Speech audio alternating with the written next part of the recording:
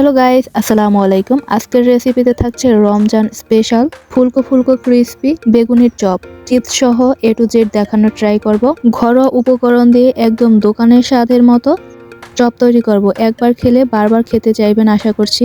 বাসায় যদি এই রেসিপিটি একবার ট্রাই করেন তাহলে দোকান থেকে আর কিনে খাওয়ার কোনো প্রয়োজন হবে না। আশা করছি আজকের রেসিপিটি আপনাদের কাছে খুবই স্পেশাল এবং খুবই ভালো লাগবে। ভালো লেগে থাকলে ভিডিওটি স্কিপ না করে সম্পূর্ণ ভিডিওটি দেখে নেন। আর অবশ্যই ভিডিওতে like, comment, share and subscribe করে দিবেন। পাশে থাকা বেল আইকনটি অন করে দিবেন যাতে পরবর্তী ভিডিওর নোটিফিকেশন সর্বপ্রথম আপনার কাছে পৌঁছায়। তো চলুন ভিডিও শুরু করা যাক।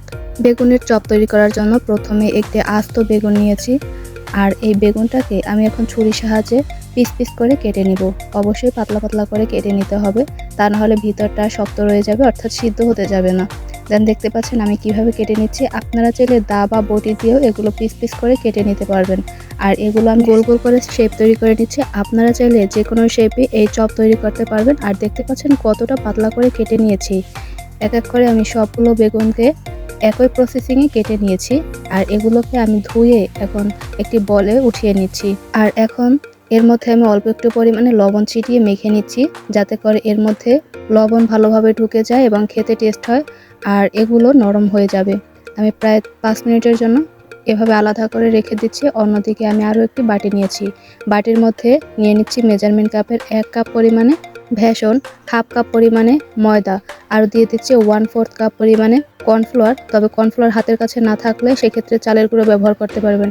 আদা রসুন দিয়ে দিচ্ছি 1 চা চামচ পরিমাণে, হলুদের গুঁড়ো দিয়ে দিচ্ছি হাফ চামচ, 1 চামচ লাল মরিচের গুঁড়ো, মরিচের পরিমাণটা বুঝে শুনে অ্যাড করতে হবে, স্বাদ মতো লবণ, জিরা গুঁড়ি 1 চামচ এবং গরম মশলা দিয়ে দিচ্ছি 1 চামচ, 1 চামচ দিয়ে দিচ্ছি বেকিং পাউডার। এখন সবগুলো উপকরণকে মিশিয়ে নিচ্ছি।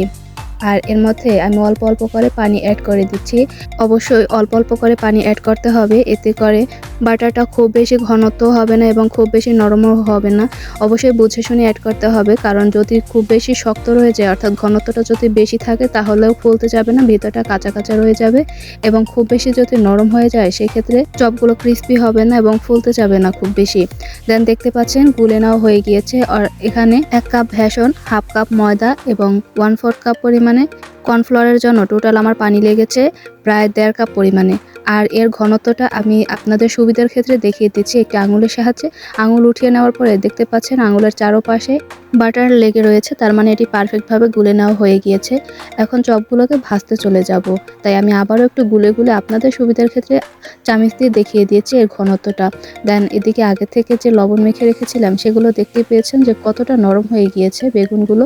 আর এই বেসনের মধ্যে আমি লাগিয়ে লাগিয়ে নিচ্ছি আর চলে যাচ্ছি ভাজতে। চুলার ননস্টিকের একটি কড়াইয়ে পর্যাপ্ত পরিমাণে তেল গরম করতে রেখেছি। তেল যখন হালকা হালকা গরম হয়ে এসেছে তখন এর মধ্যে ডুবে রাখা বেগুনিগুলো দিয়ে দিচ্ছি। বেগুনি ভাজার সময় অবশ্যই ডুবো তেলে ভেজে নিতে হবে, তাহলে বেগুনিগুলো অনেক ফুলকো ফুলকো হয়ে যায়। সামনে যেহেতু রমজান মাস, তো এইভাবে ছোট ছোট টিপসগুলো অবশ্যই ফলো করবেন, তাহলে একদম পারফেক্টভাবে দোকানের মতো তৈরি করে নিতে পারবেন বাসায়। আর চুলার হিটে মিডিয়াম হিটে রেখে দিতে হবে, এতে করে অনেকটা ক্রিস্পি হবে এবং অনেক বেশি সময় ধরে এগুলো ক্রিস্পি থাকবে, অল্পতেই নরম হয়ে যাবে না। কিছুক্ষণ এক পাশ ভেজে নিয়েছি, এবার অন্য পাশ ভেজে নিচ্ছি।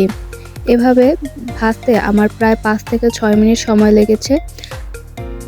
দোকানের চপগুলোতে কালার মিক্স করে, তবে আমি এখানে কোনো প্রকার কালার ব্যবহার করিনি, একদম ন্যাচারালভাবে এগুলো তৈরি করে নিচ্ছি ঘরোয়া উপকরণ দিয়েই। আর এগুলোকে কিছুক্ষণ পর পর এভাবে করে উল্টে পাল্টে ভেজে নিচ্ছি। আর কিছুক্ষণ পরে দেখতে পাচ্ছেন যে এগুলো আস্তে আস্তে করে কালার চলে আসা শুরু করেছে। আর এ পর্যায়ে এখন তেল ছেড়ে এগুলোকে এখন চুলা থেকে নামিয়ে নিব। অর্থাৎ আমার পছন্দ অনুযায়ী ভাজা হয়ে গিয়েছে, এবার চুলা থেকে নামিয়ে নিচ্ছি। আর দেখতে পাচ্ছেন কতটা ফুলকো হয়েছে, মাশাআল্লাহ, দেখতে একদম দোকানের চপের মতো লাগছে, তাই না? তো আমি আর একটু কাছ থেকে দেখিয়ে দিচ্ছি যে এগুলো কতটা ক্রিস্পি হয়েছে। দেখতেই পাচ্ছেন আমি হাত দিয়ে চাপ দেওয়া সত্ত্বেও এগুলো কিন্তু একদমই নড়ছে না, তার মানে পারফেক্টভাবে এবং অনেক শক্ত শক্ত ক্রিস্পি ক্রিস্পি এগুলো ভেজে নিয়েছি। তো আপনারাও চেষ্টা করবেন এভাবে ছোট ছোট টিপসগুলো ফলো করতে, তাহলে আপনাদেরও এভাবে অনেক শক্ত শক্ত এবং অনেক সময় সংরক্ষণ করে রেখে দিতে পারবেন, খেতে পারবেন খুবই মজা করে। তো গাইস, এখন আমি আপনাদের সাথে শেয়ার করব ডিমের চপ। ডিমের চপ তৈরি করার জন্য প্রথমে আমি 4টি গোল আলু সিদ্ধ করে নিয়েছি। আর এই সিদ্ধ করা আলুগুলোকে একটি সবজি কাটার দিয়ে ঘষে ঘষে মিহি করে নিচ্ছি, যাতে করে এর মধ্যে বড় কোনো দানা না থাকে। অবশ্যই এটি খেয়াল রাখতে হবে। সবগুলো আলুকে একই প্রসেসিং এ ঘষে ঘষে মিহি করে নিয়েছি। এবার চুলায় একটি প্যান বসিয়ে দিয়েছি, তাতে অল্প একটু পরিমাণে সাদা সয়াবিন তেল দিয়েছি মেজারমেন্ট কাপের হাফ কাপ পরিমাণে পেঁয়াজ কুচি। পেঁয়াজটাকে আমি হালকা করে ভেজে নিচ্ছি। যে কিছুটা ভেজে নেওয়ার পরে কালারটা চেঞ্জ হয়ে এসেছে, অর্থাৎ হালকা করে ভেজে নিয়েছি। এবার এর মধ্যে মিহি করা আলুগুলো দিয়ে দিচ্ছি, আর এর মধ্যে অ্যাড করে দিচ্ছি 2টি কাঁচামরিচ কুচি, বিলাতি ধনিয়া পাতা কুচি দিয়েছি বেশ খানিকটা পরিমাণে, অল্প একটু পরিমাণে হলুদের গুঁড়ো, স্বাদ মতো লবণ অ্যাড করে দিয়েছি। আর এখানে আমি বিলাতি ধনিয়া পাতা ব্যবহার করেছি। আপনারা চাইলে হাতের কাছে থাকলে দেশি ধনিয়া পাতা ব্যবহার করতে পারেন, এতে করে টেস্ট একইভাবে আসবে। দিয়ে দিচ্ছি চিলি ফ্লেক্স একটি, অবশ্যই আপনারা বুঝে শুনে মরিচের পরিমাণটা ব্যবহার করবেন। এরপরে ঘষে ঘষে চারপাশটা একত্রিত করে নিচ্ছি, মিশিয়ে নিচ্ছি, আর এমনভাবে মিশিয়ে নিচ্ছি যেন চারপাশে মশলাটা ভালোভাবে পৌঁছায়। এবার সর্বশেষে দিয়ে দিচ্ছি একটুখানি চাট মশলা, এতে করে টেস্টটা খুবই সুন্দর এবং দারুণ আসবে। চাট মশলাটা দিয়েও আবার নেড়েচেড়ে মিশিয়ে নিচ্ছি। দেখতে পাচ্ছেন কিছুক্ষণ পর্যন্ত নেড়েচেড়ে নেওয়ার পর কড়াই থেকে কেমন উঠে উঠে আসছে, তার মানে এটি পারফেক্টভাবে হয়ে গিয়েছে, তাই উঠিয়ে নিচ্ছি। আর এই আলুগুলোকে ঠান্ডা করতে রেখেছি। অন্যদিকে আমি একটি ডিম নিয়েছি। দেখতে পাবেন যে একটি ডিম দিয়ে কতগুলো চপ তৈরি করা সম্ভব। একটি ছুরির সাহায্যে ছোট ছোট করে পাতলা পাতলা করে পিস কেটে নিচ্ছি। গাইস, একটি টিপস আপনারা অবশ্যই ফলো করবেন। যদি বাসায় অল্প ডিম থাকে আর অধিক মানুষ থাকে, তাহলে অবশ্যই এই টেকনিকটি ফলো করবেন।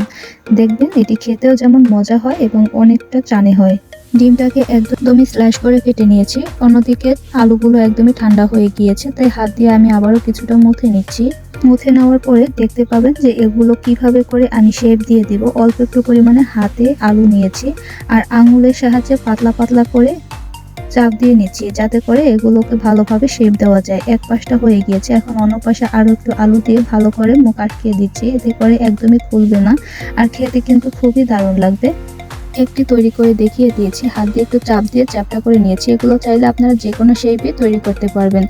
তো আমি আগে বেগুনি করে দেখিয়েছি, সেই ভ্যাসনের যে বাটার তৈরি করেছিলাম তার মধ্যে আমি এগুলো ডুবিয়ে নিয়ে এবার ডুবো তেলের মধ্যে ভেজে নিব। তাই এক একটি করে এই ডুবো তেলের মধ্যে দিয়ে দিচ্ছি। আপনারা বাসায় ট্রাই করলে অবশ্যই ট্রাই করবেন যে ডুবো তেলে ভেজে নিতে, আর চুলার হিট অবশ্যই মিডিয়াম রেখে ভেজে নিতে হবে, এতে করে উপরটা হবে ক্রিস্পি এবং খেতে খুবই দারুণ লাগবে। আর যেহেতু এগুলো ডিমের চপ তৈরি করে নিয়েছি, তাই এগুলো উপরটা হবে ক্রিস্পি অ্যান্ড ভেতরটা হবে সফট, খেতে খুবই দুর্দান্ত।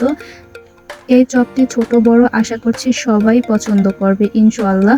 তো এই রমজান মাসে অবশ্যই এই প্রসেসিংয়ে ট্রাই করবেন বাসায়, আর এভাবে যদি বানিয়ে খান দোকান থেকে কিনে খাওয়ার কথা ভুলেই যাবেন। তো কিছুক্ষণ পরে দেখতে পাচ্ছেন কালার চলে এসেছে, তাই চুলা থেকে তেল ঝেড়ে উঠিয়ে নিয়েছি। মাশাআল্লাহ, কতটা সফট হয়েছে ভিতরটা, উপরটা হয়েছে খুবই ক্রিস্পি। আমার তো মনে হচ্ছে যে এই রমজান মাসে ইফতারি টেবিলে বেগুনের চপ, আলুর চপ, ডিমের চপ না হলে জমেই না। তো আমি আশা করছি এই প্রসেসিংটা অবশ্যই ফলো করবেন, তাহলে আপনারাও খুবই শান্তি মতো ইফতারি করতে পারবেন। তো আজকে আমার রেসিপিটি আপনাদের কাছে কেমন লেগেছে অবশ্যই আপনাদের ব্যক্তিগত মতামত কমেন্ট বক্সে জানিয়ে দিবেন। তো আজকে এ পর্যন্তই। ভালো থাকবেন, সুস্থ থাকবেন, এবং পরবর্তীতে আরো নতুন নতুন ভিডিও পেতে অবশ্যই চ্যানেলটি সাবস্ক্রাইব করে রাখবেন। ফেসবুক পেজ থেকে দেখে থাকলে অবশ্যই ফলো দিয়ে রাখবেন। তো ভালো থাকবেন, সুস্থ থাকবেন, আল্লাহ হাফেজ।